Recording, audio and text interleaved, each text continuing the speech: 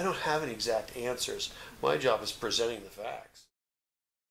I had a promising ski career going in high school. Broke my neck in 2 places riding a horse. Got out of the hospital, couldn't do much.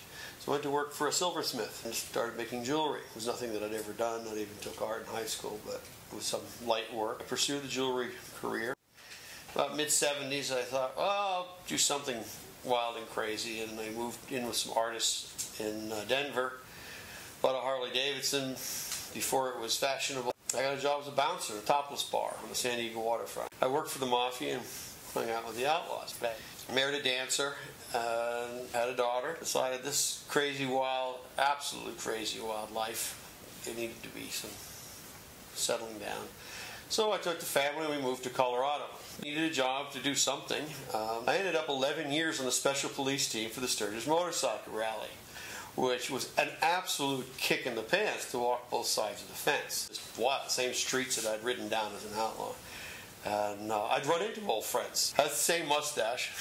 and people recognized it. 6 in the morning, I was a cop and covering the valley. Go home, shower up, put a tank top on and my jeans and boots, and I'd head out with my pistol in my back pocket and go hang out with the bikers and drink with the tattoo parlors and hang out in the biker bars. From there, I met a wonderful woman. She got this little digital camera. This is a 2.5 megapixel Sony digital camera.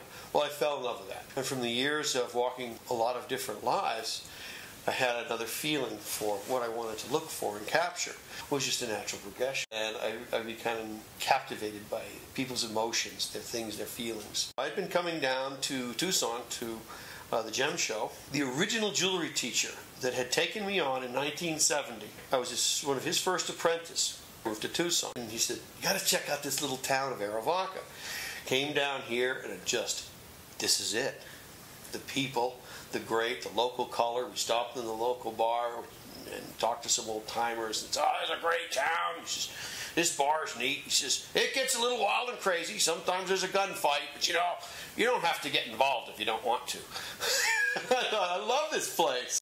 I wanted to come here and photograph the board and what was going on. There was something here, nobody was here. And so we planned it all out. We picked this place because the back gate opens onto 2,000 acres of state land. That borders the Buenos Aires National Wildlife Refuge, which is, I believe, 117,000. So I could go out on horseback and photograph the migrant trails. I would follow them down to the Mexican border. I run into drug runners. I run into the migrants and photograph the trails and what's out there. As we became a part of the community, more things started to happen. And the soldiers came, the walls and the towers starting to build. I have a ringside seat. I'm sitting right here in Arivaca. And news teams were coming down here from all over the world, go to the coffee shop, interview the same people, and go home. They didn't get out into the desert. They didn't get to find out what's really going on. One organization led to another. Just like back in my old biker days, I got along with clubs and groups that didn't get along. I started collecting the dots, and there was so much more to every organization. But the bottom line is,